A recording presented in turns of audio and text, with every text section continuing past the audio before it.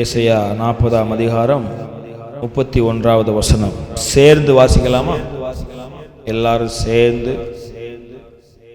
கர்த்தருக்கு காத்திருக்கிறவர்களோ புது பலன் அடைந்து கழுகுகளைப் போல செட்டைகளை எழும்புவார்கள். அவர்கள் ஓடினாலும் இளைப்படையார்கள், நடந்தாலும் சோர்ந்து போகார்கள். அல்லேலூயா. ஆமாம், ஓடுனா நமக்கு எல்லாம் இளைப்பு வரும், சோர்ந்து போவோம், கால் வலிக்கும், டயர்டாயிரும், கொஞ்சம் தூரம் போவோம், அதுக்கப்புறம் நம்மளால் ஓட முடியாது, சோர்ந்து போய் டயர்டாகி எப்பண்டா உட்காருவோம் அப்படிங்கிற மாதிரி ஒரு சூழ்நிலைக்கு நேராக தள்ளப்படுவோம். ஏனென்றால் கொஞ்ச நேரங்களிலே நமக்கு டயர்ட் ஆயிரும். கொஞ்சம் நேரங்களிலே ஒரு வேலையை, நம்ம ஒரு கஷ்டமான ஒரு வேலையை, இல்லை பழக்கமில்லாத ஒரு வேலையை, வேறு வர்றது மாதிரி ஒரு சில வேலைகளை செய்யும் பொழுது ஏன்னா நமக்கு அப்படி வேலைகள் செஞ்சு முன்ன பின்ன பழக்கம் இல்லாததுனால கொஞ்ச நேரம் ஆன உடனேயே நமக்கு சோர்வாயிருந்தோம், பலனற்று போயிருந்தோம், விடாய்த்து போயிருந்தோம். அப்படி நம்ம ஒரு டயர்ட் ஆனாலும் வசனம் சொல்லுகிறது, அவர்கள் இளைப்படையார்கள், நடந்தாலும் சோர்ந்து போகார்கள். அல்லேலூயா. இன்னைக்கு ஒருவேளை இந்த வாழ்க்கை என்கிற இந்த பயணத்தில் ஓடி ஓடி ஓடி நம்ம களைத்து போய் எப்பண்டா நமக்கு ஒரு ஆறுதல், எப்பண்டா நமக்கு ஒரு நிம்மதி, எப்பண்டா நமக்கு ஒரு காத்திருப்பு, எப்பண்டா எனக்கு ஒரு ரெஸ்ட் கிடைக்கும் அப்படின்னு நம்ம நினைச்சோம். அப்படின்னா ரெஸ்ட் கிடைக்குமா? உலகத்தில் நம்ம வாழ்கிற வரைக்கும் ஓடித்தான் ஆகணும். ரெஸ்ட் எடுக்கக்கூடிய ஒரு இடம் என்றால் இளைப்பாறுதல்.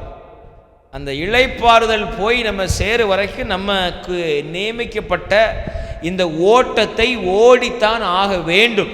இதுதான் நமக்கு கொடுக்கப்பட்டதான ஒரு கட்டளையாக இருக்கிறதை தவிர ஓடுகிற நாட்களில் நமக்கு ரெஸ்ட் இல்லை.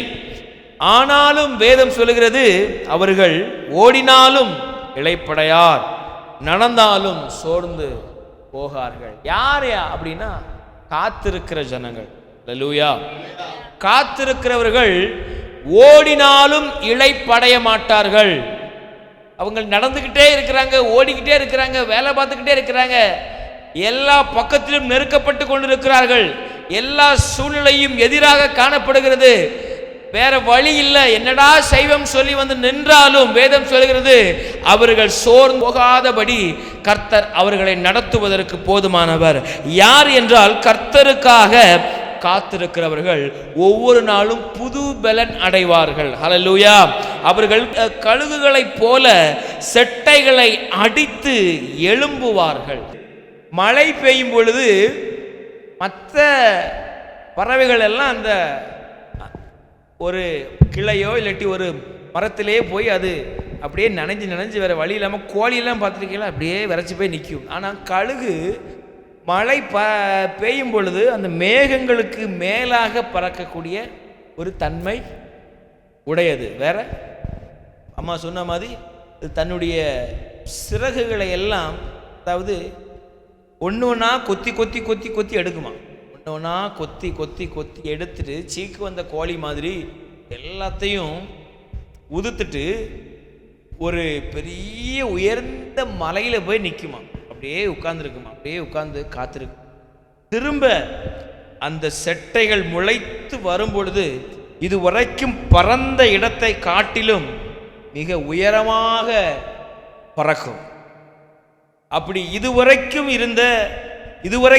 பறந்த இந்த இடத்தை விட்டு மிக உயரத்தில் பறக்க வேண்டும் என்றால் சில நாட்கள் காத்திருக்க வேண்டியது அவசியமாக இருக்கிறது. அல்லேலூயா.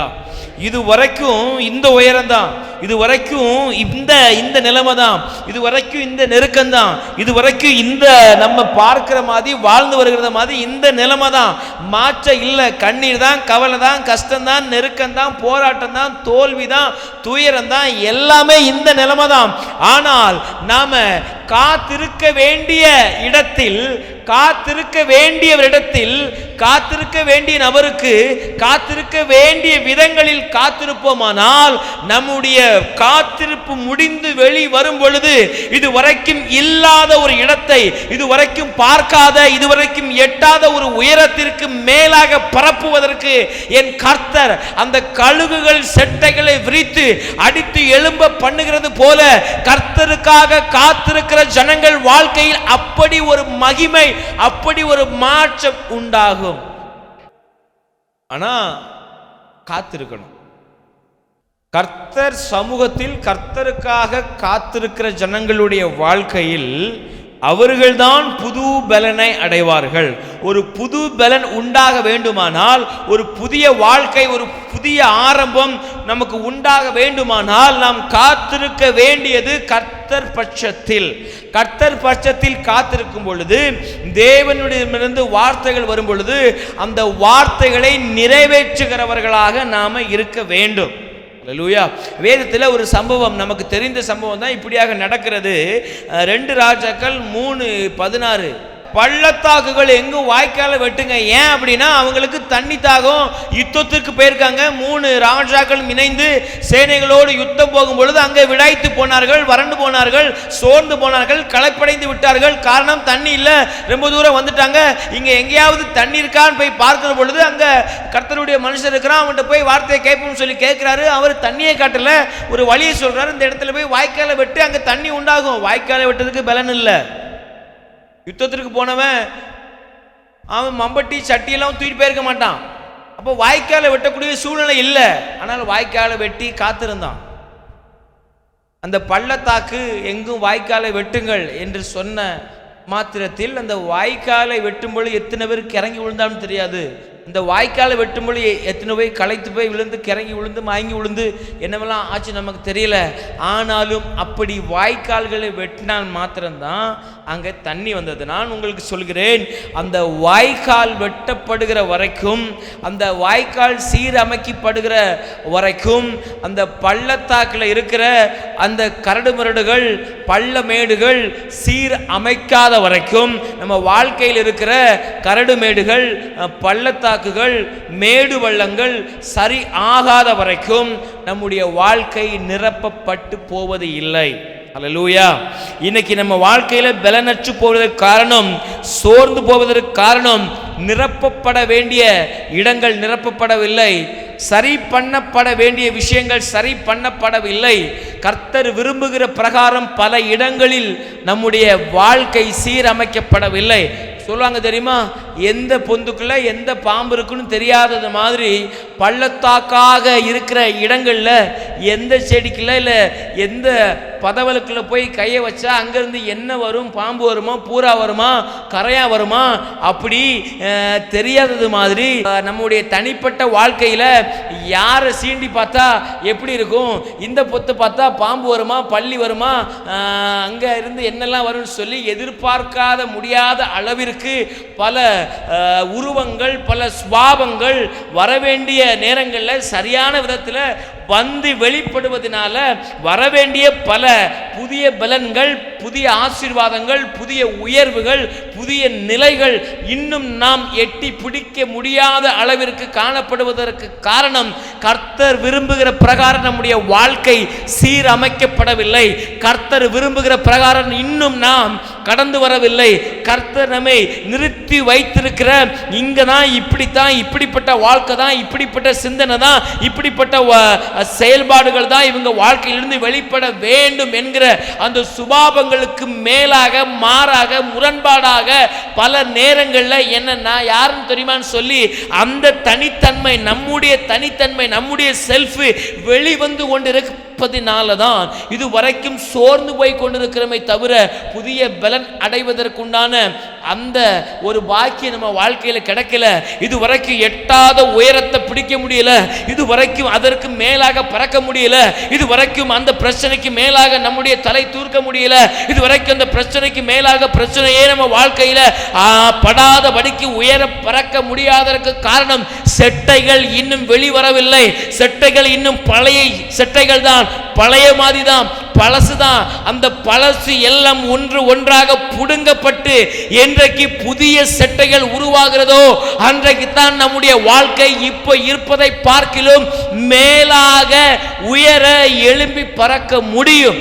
பழைய சுபாவங்கள், பழைய பேச்சு, பழைய செயல்பாடு, பழைய சிந்தனை, தேவனுக்கும் நமக்கும் சம்பந்தமில்லாத வாழ்க்கை, தேவ சமூகத்துக்கு நமக்கும் எட்டி பார்க்காத ஒரு நிலைமை, பல நாட்கள் ஜெபம் இல்லை, பல நாட்கள் ஆராதனை இல்லை, பல நாட்கள் தேவனுக்கும் நமக்கும் சம்பந்தம் இல்லாத ஒரு நிலைமையில் இருக்கிறோம். ஆனால் நல்லா போகிறோம், நல்லா வாரோம், நல்லா இருக்கிறோம், ஆலயத்துக்கு வந்துடுதோம். பட் தனித்தன்மையில், தனித்துவத்தில் எப்படி இருக்கிறோம்? ஒரு சூழ்நிலை என்று வரும் பொழுது ஆண்டவரே கர்த்தர் பார்த்துக் கொள்வீர், இல்லாட்டி ஒரு பிரச்சனை என்று வரும் பொழுது தேவன் பட்சமாக நின்று ஆண்டவர் சொன்ன வார்த்தையில கடைபிடித்து நிற்கிற ஜனங்களாக எத்தனை பேர் நம்ம நிற்கிறோம்? ஒரு சூழ்நிலை எதிராக மாறும் பொழுது, இல்ல ஒரு நெருக்க வரும் பொழுது, இல்ல ஒரு மாற்றம் நிகழும் பொழுது அந்த மாற்றத்தை, அந்த சூழ்நிலையை எப்படி கர்த்தருடைய வார்த்தையில் நின்று ஃபேஸ் பண்றோம்? இன்னைக்கு அப்படி நம்முடைய வாழ்க்கை இல்லை. ஏனென்றால் அந்த சூழ்நிலை வராத தட்டிக்கு தான் ஆண்டவரை தேடுறோம். அப்படி ஒரு சூழ்நிலை, எதிர்மறையான சூழ்நிலை வரும் பொழுது ஆண்டவரா நம்மளா என்று பார்க்கிற பொழுது பெரும்பாலான விஷயங்கள்ல கர்த்தருடைய வார்த்தை, கர்த்தருடைய சுபாவங்கள் வெளிவருவதை பார்க்கிலும் நம்முடைய சுபாவங்கள், நம்முடைய வார்த்தை, நம்முடைய மேன்மைகள், நம்முடைய யாருன்னு தெரியுமா? அதான் எந்த புத்துக்குள்ள எந்த பாம்பு இருக்குன்னு தெரியாத அளவுக்கு நோண்டி பார்த்தா தான் வெளிவந்து காட்டுகிற மாதிரி பல நேரங்களில், பல இடங்களில் நம்முடைய தன்மைகள் இன்னும் மாறாம அப்படியே பழைய மாதிரியே, அப்படியே அந்த ரட்சிக்கப்படுவதற்கு முன்பதாக இருந்தது போலவே, அப்படியே ஆண்டவருக்கும் நமக்கும் சம்பந்தம் இல்லாமல் ஒரு வாழ்க்கை வாழ்ந்தால் அவர்களைப் போலவே நாமும் இறங்கி களத்தில் நின்று வேட்டியை மடிச்சு கட்டி செய்யறது அளவிற்கு இன்னைக்கும் நம்முடைய வாழ்க்கை மாற்ற வராமல் இருக்குமானால் உயர எழும்பவும் முடியாது, உயர பறக்கவும் முடியாது, புதிய பலனும் உண்டாகாது, சோர்வும் இல்லாமல் போகாது, களைப்பும் இல்லாமல் போகாது. அதற்கு காரணம் புடுங்கப்பட வேண்டிய விஷயங்கள், சீர்படுத்தப்பட வேண்டிய விஷயங்கள், சரி பண்ணப்பட வேண்டிய விஷயங்கள் சரி பண்ணப்படாத வரைக்கும் இந்த நிலைமைக்கு ஒரு மாற்றம் என்பது நம்ம வாழ்க்கையில் வருவதில்லை. அல்லேலூயா. உலகமே தலகீழ நின்னாலும், எவ்வளவோ விஷயங்கள் நடந்தாலும் நம்மை மேற்கொள்ள முடியாது என்ற வேதம் சொல்கிறபடி அந்த வார்த்தை நம் வாழ்க்கையில் நிலைத்து நிற்க வேண்டுமானால் இந்த வார்த்தையில் நாம் நிலைத்து நிற்க வேண்டும். கர்த்தர் சமூகத்தில் காத்திருக்க வேண்டும், கர்த்தரிடத்தில் காத்திருக்க வேண்டும், கர்த்தருக்காக காத்திருக்க வேண்டும். இன்னைக்கு நம்முடைய காத்திருப்பு, இன்னைக்கு காத்திருப்பது என்பது நமக்கு பிடிக்காம போயிடுச்சு. காத்திருக்க முடியவில்லை, அதுவும் கர்த்தருடைய வார்த்தை நிலைத்து நிற்க முடியவில்லை. கர்த்தருடைய வார்த்தைக்காக காத்திருக்க முடியல, கர்த்தருடைய வருகைக்காகவும் காத்திருக்க முடியல. அவர் வந்தா வரட்டும், வரும்போது பார்த்துக்கலாம்னு சொல்லுகிற மாதிரி ஒரு மீன் சொல்லிச்சான். குளத்துக்குள்ள இருக்கும் பொழுது அங்கே எங்கேயோ ஒரு வெள்ளம் வர்றது மாதிரி இருக்கு, நீ அந்த வெள்ளத்துக்கு வரதுக்கு முன்னாடி வாங்க, நம்ம எல்லாம் வேற ஒரு குளத்துக்கு போயிடுவோம் அப்படின்னு சொல்லும் பொழுது, வெள்ளமாவது நாமாவது நீ சும்மா சொல்ற, இல்லாட்டி நான் பார்த்துக்கிறேன், வெள்ளம் வந்து நான் வெள்ளத்திலே நீந்திருவேன்னு சொல்லி அந்த ரெண்டு மீன் சொல்லிச்சான். அதற்கப்புறம் சரிப்பா என்னால் அப்படியே நீந்த முடியாது, நான் போயிட்டேன்னு சொல்லி அந்த ஒரு அறிகுறியை பார்த்து ஒரு மீன் மட்டும் அப்படியே மெதுவாக ஊந்து போய் வேற இடத்துல போய் சேர்ந்துருச்சான். அப்புறம் இன்னொரு மீன் இந்த சூழ்நிலையெல்லாம் பார்த்துட்டு சரி வெள்ளம் வர்றது போல தான் இருக்கு போலன்னு சொல்லி அது வரும்பொழுதே ரைட்டு நம்மளும் கிளம்பிடுவோம் அப்படின்னு சொல்லி கிளம்பிடுச்சான். இன்னொரு கடைசி மீன் நம்மலாம் எவ்வளோ பெரிய ஆளு, நம்மாவது வெள்ளமாவது நம்ம பார்த்துக்கலாம் அப்படின்னு சொல்லி வந்ததுக்கப்புறம் பார்த்துக்கிறோம் சொல்லி கடைசி வர வெள்ளம் வந்தது. நீச்சடிக்க முடியாமல் திணறி போய் திக்கி போய் அந்த மீன் காலி. இன்னைக்கு நம்ம ஒரு சில விஷயங்களில் வெள்ளம் வருவதற்கு முன்பதாகவே கர்த்தருடைய வார்த்தை நமக்கு எச்சரிப்பாக தோன்றுகிறது. வருமுன் காப்பதே சிறந்தது, இல்லையாவது வந்திருக்கிட்டே இருக்கு அப்படின்னு சில ஒரு அறிகுறிகள் தோன்றினாலும் அப்போதாவது கொஞ்சம் காத்துக்கொள்வது சால சிறந்தது. வந்த பின்ன பார்த்துக்கலாம் அப்படிங்கிற மாதிரி இருந்துச்சு அப்படின்னா முயற்சி செய்து பார்க்கலாம். கன்ஃபர்மேஷன் நமக்கு தெரியாது. அதனால் கர்த்தருடைய வார்த்தையில் நிலைத்திருப்போம், கர்த்தருடைய வார்த்தையின்படி வாழ்வோம். இந்த வார்த்தைகள் எல்லாம் நாம் கேட்டு விட்டு போவதற்கும் கைதட்டி விட்டு போவதற்கும் உற்சாகப்பட்டு பூரிப்படைவதற்காகவும் அல்லாமல் இந்த வார்த்தைகளை நம்முடைய வாழ்க்கையில் செயல்படுத்த வேண்டும். பல நாட்கள் நான் சொல்லியிருக்கிறேன், படிக்கிறது எல்லாமே அந்த ஒரு அனுபவம், ஒரு பரீட்சை என்று சொல்லி நமக்கு நேரிடும் பொழுது அதில் அப்ளை பண்ணுவது. ஒரு ஃபார்முலா இருக்குது அப்படின்னா அதை அந்த கணக்கை பார்க்கும்போது அதை அப்ளை பண்ணி விடையை கொண்டு வருவது, இதையெல்லாம் ஒரு ஃபார்முலா. நம்ம வாழ்க்கை என்கிற இந்த பரீட்சையில் அப்படி ஒரு கேள்வியான ஒரு சூழ்நிலை வரும் பொழுது இதையெல்லாம் படித்ததை எல்லாம் கேட்டதை எல்லாம் கர்த்தர் பேசினதை எல்லாம் அந்த இடத்துல அப்ளை பண்ணும்போது தான் ரிசல்ட் கிடைக்கும். அப்ளை பண்ணாத வரைக்கும் ரிசல்ட் இருக்காது, அடுத்த லெவலுக்கும் போக முடியாது. கர்த்தருக்கு காத்திருப்போம், கர்த்தருடைய வார்த்தையில் காத்திருப்போம். நாம் அதாவது இப்போ இருப்பதை போல் அல்லாமல் இதற்கு மேலேயும் பறப்பதற்கு நம்மால் முடியும். அது முடியாது என்று ஒன்றும் இல்லை. நாம் அப்படி பறக்கப்படுவதற்கு, புதிய பலன் அடைவதற்கு பழைய சுபாவங்கள், பழைய எண்ணங்கள், பழைய வார்த்தைகள், பழைய வாழ்க்கை முறைகள் அத்தனையும் சீர்படுத்தி விட்டு வந்தால், அத்தனையும் களைந்து எரிந்து விட்டு வந்தால், புதிய வாழ்க்கைக்குள்ளாக, இயேசு என்கிற வாழ்க்கைக்குள்ளாக இயேசுவை மையமாக வைத்து அவரே எனக்கு வழி, அவரே எனக்கு எல்லாம் சொல்லி இந்த வார்த்தையில் நிலைத்து நின்று கர்த்தருடைய வருகைக்காக நம்முடைய பயணத்தை துவங்குவோமானால் இதுவரைக்கும் இல்லாததை பார்க்காத ஒரு உயரத்தை பார்க்க போகிறோம். கர்த்தர் தாமே நம்மை ஆசீர்வதிக்கட்டும்.